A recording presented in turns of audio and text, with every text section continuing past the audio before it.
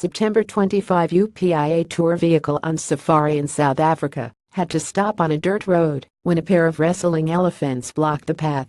The video, filmed on a road through Sept Elephant Park in KwaZulu-Natal, shows the vehicle stop in the dirt road due to two elephants using their trunks to play fight in the middle of the road. The vehicle catches the attention of one of the pachyderms, and it approaches from the side. The elephant comes uncomfortably close to a man's face and strikes an intimidating pose, but the group said the animal eventually walked away without incident.